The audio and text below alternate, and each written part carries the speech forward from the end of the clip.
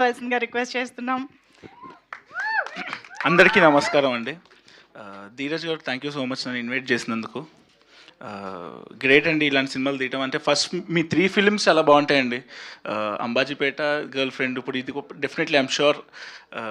నేను little arts ఒక producer చెప్పినప్పుడు ఇది పిల్లల సినిమా, ఎవరు చూస్తారు ఎవరు తీస్తారు అన్నారు. మీరు చాలా బాగా తీశారు ఈ సినిమాని. ఈ బడ్జెట్ కూడా చాలా బాగుంది, ప్రొడక్షన్ వాల్యూ బాగుంది, and I'm very much sure ఇది పక్కా పెద్ద హిట్ అవుతుంది ఈ సినిమా అని. అండ్ నెక్స్ట్ సింజిత్తో రోజు గంట మాట్లాడతాను, గంటలో 10 నిమిషాలు సమ్మర్ హాలిడేస్ గురించి చెప్తాడు. పాట కూడా విన్నాను, చాలా బాగుంటుంది ఆ పాట కూడా. నాకు తెలిసి టీజర్లో ఒక బిట్ దగ్గర యూజ్ చేశాడు అది. యా, ఆ సాంగ్ చాలా చాలా బాగుంటుంది. అండ్ శ్రీకర్ గారు సభా మర్యాద. మేము 3 సార్లు కలిసాము, చాలాసేపు మాట్లాడుకున్నాము. ఆయన చెప్పాడు కొన్ని. ఇంకోటి ఒక్క డౌట్, లాస్ట్గా డైలాగ్ ఉంది కదా, ఈ పిల్లని చూసి రాసావా, రాసాక ఈ పిల్లని తీసుకున్నావా అని చూసాక రాసా. అయ్యో, వెరీ క్యూట్ డైలాగ్, చాలా క్యూట్గా ఉండే.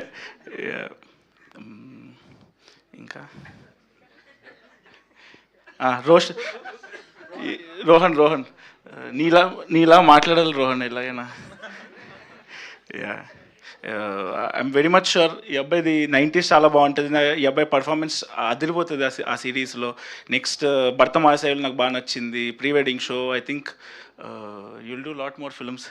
అండ్ ఒక డౌట్ సంజిత్, నువ్వు ఓన్లీ స్కూల్ పిల్లలవి, ఇంటర్ అయిపోయిన వాళ్ళవి ఇదే చేస్తావా? ఫస్ట్ క్రైటీరియా అదేనా? ఈ సినిమా పక్కా హిట్ అవుతుందండి. క్వాలిటీ చాలా బాగుంది, బ్యాక్గ్రౌండ్ స్కోర్ కానీ, పర్ఫార్మెన్సెస్, మెయిన్గా పర్ఫార్మెన్సెస్ వాస్కి గారిది, హర్షిని గారిది, రాజీవ్ గారిది. ఐఎమ్ వెరీ మచ్ షూర్ పెద్ద బ్లాక్ బస్టర్ అవుతుంది ఈ సినిమా ఈ second half of this year. అందరికీ all the best and congratulations in advance. Thank you.